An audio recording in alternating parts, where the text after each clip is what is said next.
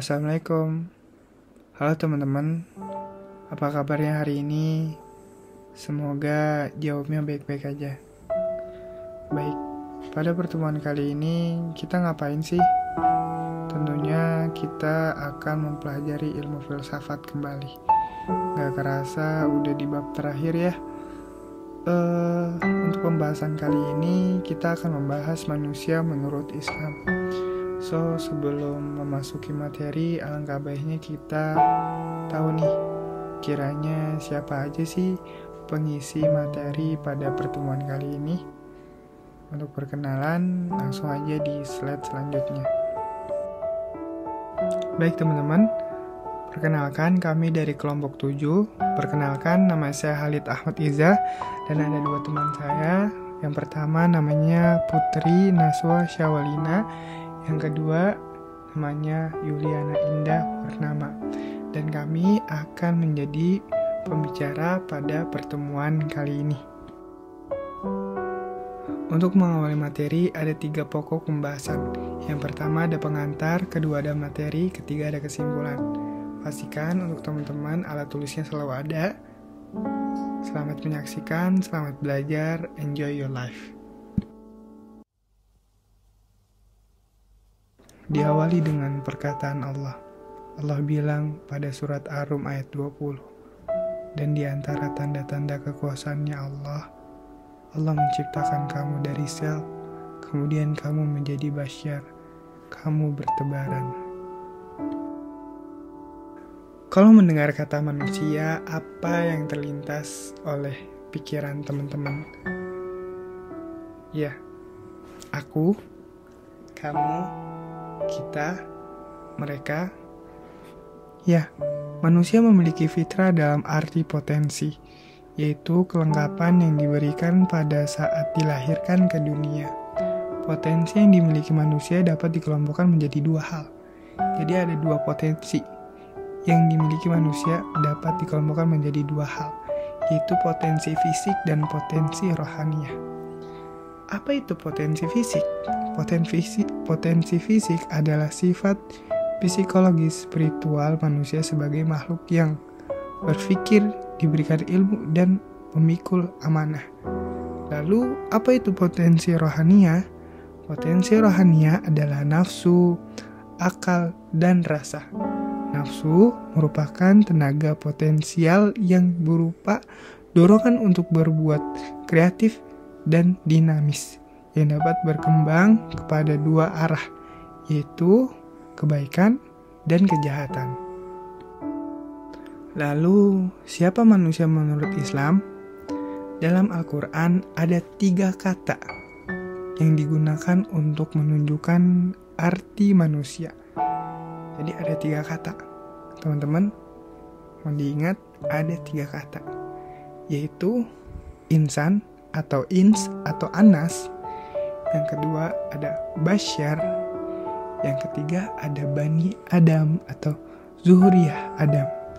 Namun di antara ketiga kata ini yang sering digunakan dalam Al-Quran adalah basyar dan insan.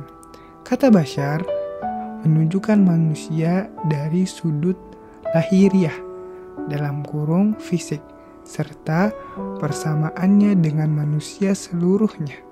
Seperti firman Allah dalam surat Al-Anbiya ayat 34-35.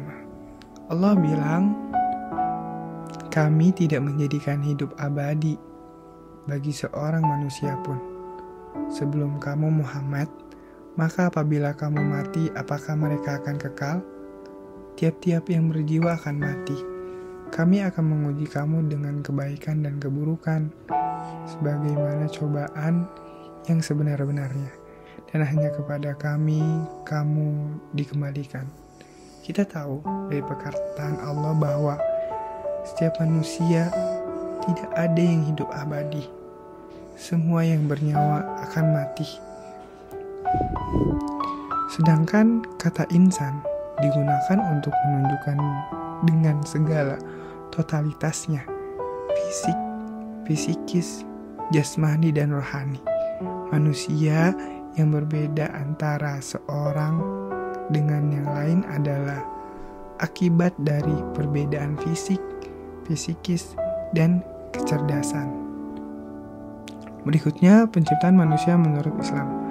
Jadi proses penciptaan manusia menurut Islam. Pertama, manusia diciptakan oleh Allah berasal dari saripati tanah.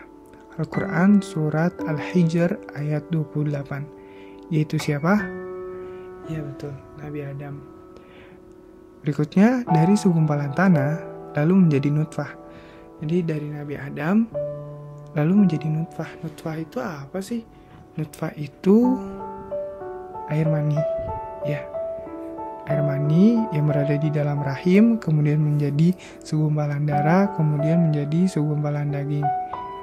Setelah menjadi segumpalan daging, tulang dibungkus dengan daging dan akhirnya menjadi makhluk yang paling sempurna. Al-Quran Surat Al-Mu'minun ayat 12-14. Kemudian ditiupkan ruh. Quran Surat Al-Hijr ayat 29. Berikutnya, sebelum ditiupkan ruh, ketika masih di alam ruh, manusia telah berjanji mentauhidkan Allah Subhanahu wa taala. Quran Surat Al-A'raf ayat 172. Jadi sebelum ditiupkannya ruh, manusia itu, ruh itu buat perjanjian oleh Allah Subhanahu wa taala. Inilah fase sejarah manusia yang terpenting. Terpenting adalah saat manusia berada di alam arwah dan membuat ikatan perjanjian dengan Allah Subhanahu wa taala. Ketika itu Allah bertanya kepada arwah, "Alastu birabbikum?" Apakah aku Tuhanmu? Dan mereka menjawab, "Qalu bala syahidna." Benar, kami menjadi saksi. Jika manusia tahu asal usul yang sebenarnya, maka ia akan merindukan derajat marifatullah. Dia rindu untuk selalu dekat dengan Allah Subhanahu wa taala. Allah menciptakan manusia dengan sempurna. Dalam penciptaan manusia dibekali dengan beberapa unsur sebagai kelengkapan dalam menunjang tugasnya. Unsur-unsur tersebut ada 4. Pertama, jasad.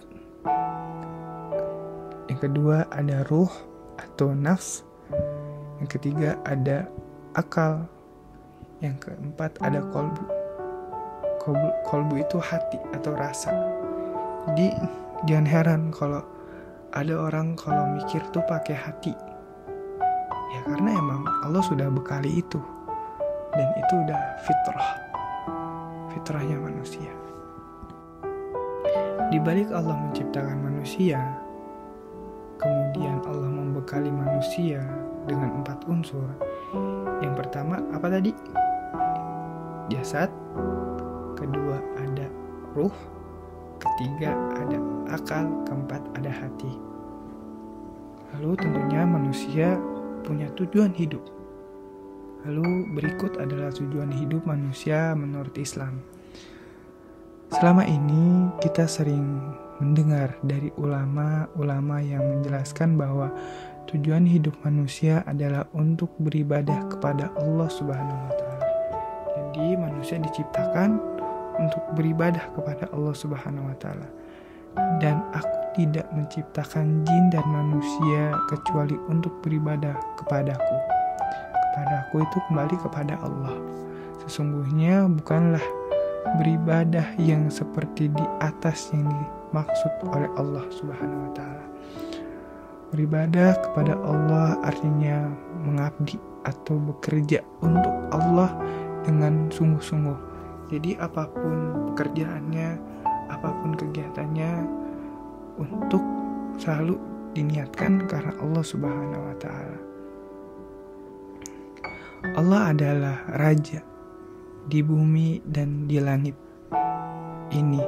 Sebagai hamba-hambanya atau pekerja-pekerjanya Allah, maka manusia seharusnya patuh dan taat mengikuti semua peraturan-peraturan Allah Subhanahu wa taala. Teman-teman pernah baca gak surat Al-Fatihah? Pasti teman-teman suka baca kan? A'udzubillahiminasyaitonirrajim. Bismillahirrahmanirrahim. Alhamdulillahirabbil alamin. Segala puji bagi Allah, Rabb semesta alam, Tuhan semesta alam. Ar-Rahmanir-Rahim, yang Maha Pengasih lagi Maha Penyayang. Nah, ini ada kaitannya dengan surat Al-Fatihah yang sering kita baca setiap sholat kita. Lanjut, bagaimana cara hidup di dunia dan cara bekerja di dunia ini? Barang siapa ingin mendapatkan kemuliaan dari Allah Subhanahu wa Ta'ala di dunia dan di akhirat, selamat dari siksanya dan mendapatkan surganya, tidak lain cara dengan beribadah hanya kepadanya dan mengikuti petunjuk Rasulullah SAW. Jadi untuk beribadah, untuk menyembah hanya kepada Allah, satu-satunya hanya kepada Allah, dan mengikuti petunjuk Rasulullah. Mungkin untuk slide selanjutnya akan dilanjutkan oleh teman saya. Kepada Naswa, saya persilahkan.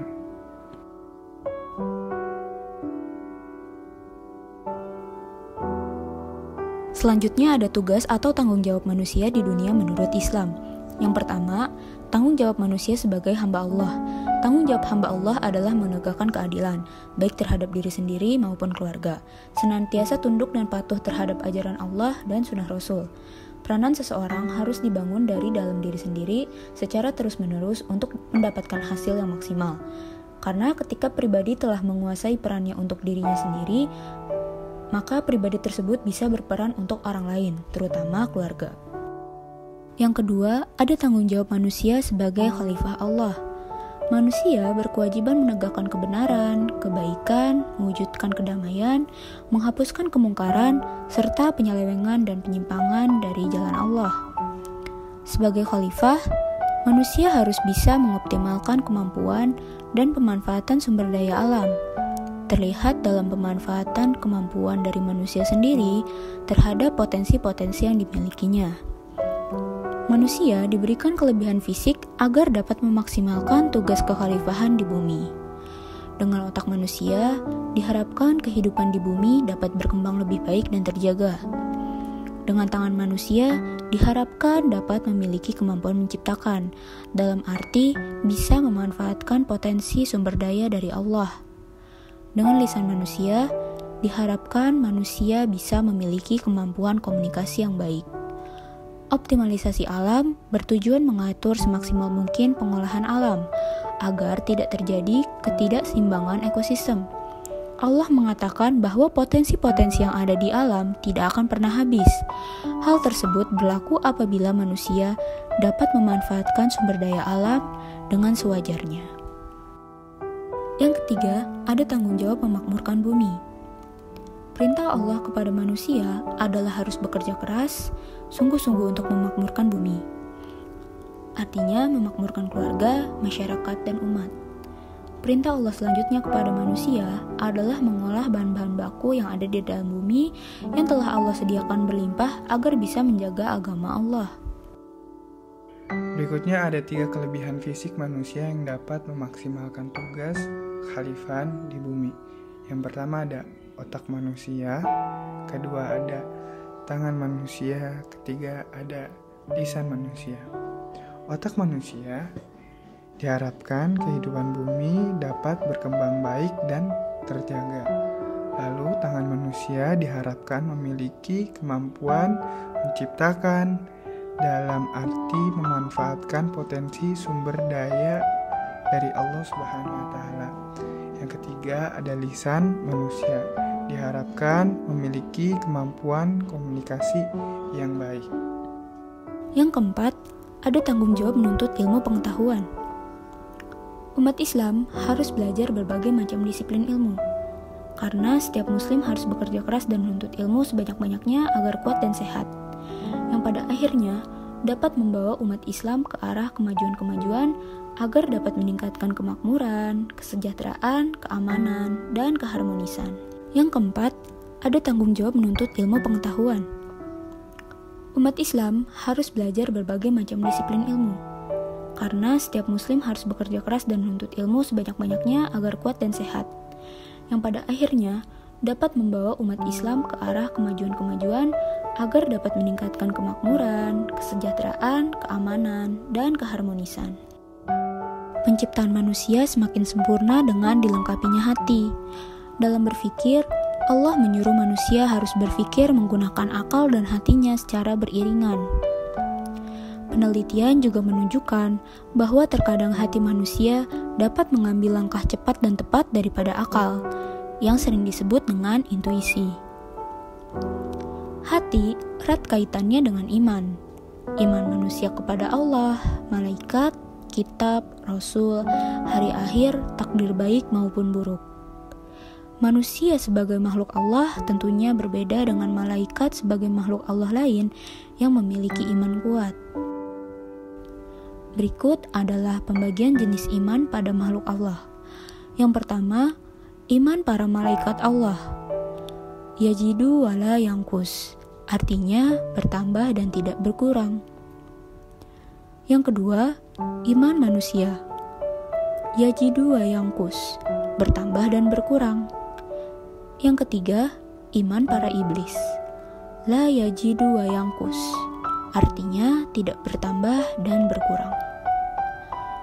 Berdasarkan hal ini, malaikat diciptakan dengan tidak mempunyai nafsu. Imannya para malaikat terus bertambah karena mereka diciptakan untuk selalu menghamba pada Allah sesuai dengan tugas yang Allah berikan. Berbeda dengan manusia yang diciptakan memiliki nafsu, membuat iman manusia berubah-ubah. Lalu selanjutnya adalah manusia dihiasi dengan nafsu. Salah satu perbedaan lain yang paling menandakan sifat manusia adalah nafsu. Berbeda dengan malaikat, hamba Allah yang imannya selalu bertambah dan selalu berbakti kepada Allah, menjalankan segala perintah Allah, dan meninggalkan segala larangan Allah. Malaikat tidak diberikan nafsu seperti manusia. Hakikinya, manusia memiliki nafsu. Hewan juga memiliki nafsu. Namun, nafsu manusia tidaklah sama dengan hewan, yang hanya menuruti nafsunya tanpa memikirkan bagaimana menggunakan nafsu itu dan kapan waktu yang tepat untuk memperturutkannya. Terdapat 3 jenis-jenis nafsu menurut para ulama, yaitu yang pertama, nafsu yang tenang, kedua, nafsu yang lemah, ketiga, nafsu yang selalu mendorong kepada kejahatan.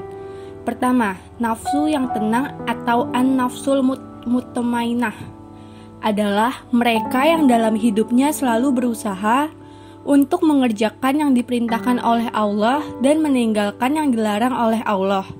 Kelak, Allah akan memberikan penghargaan bagi manusia yang memiliki nafsu yang tenang sebagaimana firman Allah dalam surat Al-Fajr ayat 27 sampai ayat 30. Berikutnya, nafsu yang lemah atau an-nafsul lawamah, yaitu nafsu yang terkadang berbuat baik, namun terkadang kembali berbuat jahat atau keburukan. Sepatutnya manusia berusaha menjaga dengan sekuat hatinya agar tak lebih banyak dalam berbuat keburukan.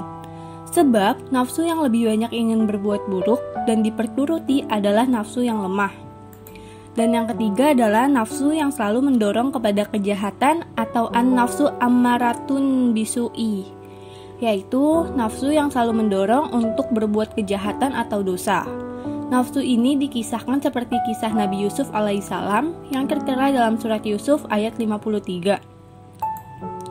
Selanjutnya, manusia dihiasi dengan akal.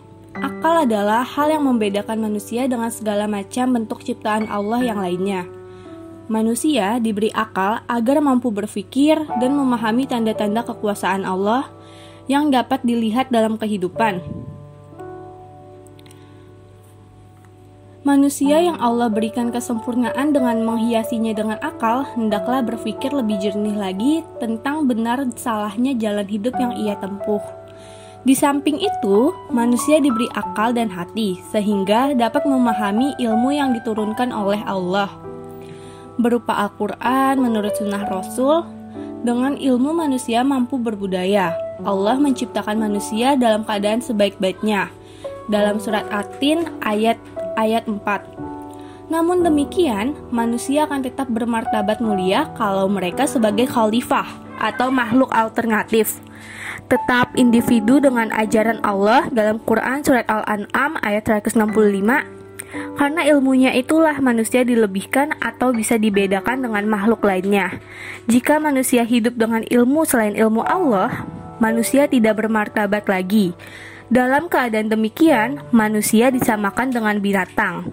Mereka itu sama seperti binatang, atau ulaika kal an'am, bahkan lebih buruk dari binatang, balhum adal. Dalam keadaan demikian, manusia bermartabat rendah. At-Tin ayat 4. Kesimpulannya adalah manusia diciptakan Allah berasal dari saripati tanah, dari segumpal tanah, lalu menjadi nuftah di dalam rahim, segumpal darah, segumpal daging, tulang dibungkus dengan daging, dan akhirnya menjadi makhluk yang paling sempurna.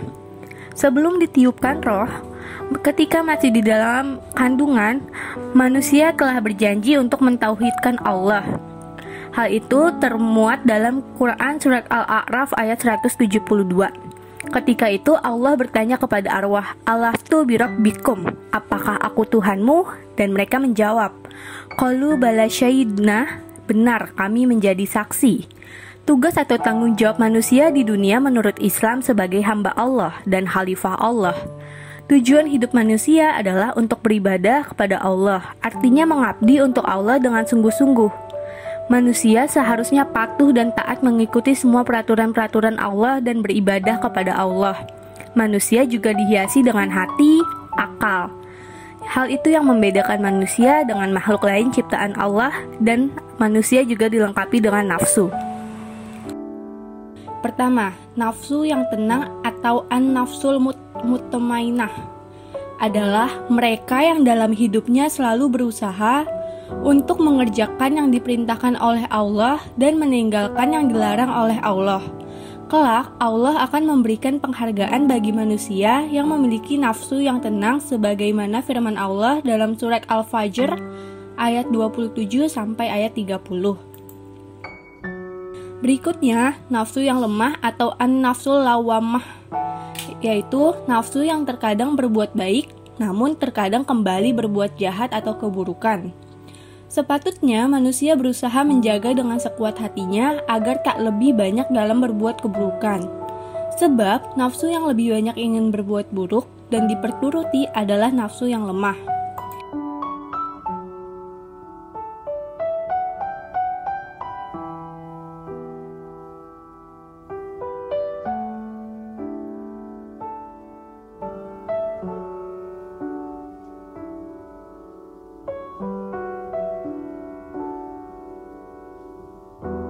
Selanjutnya, manusia dihiasi dengan akal.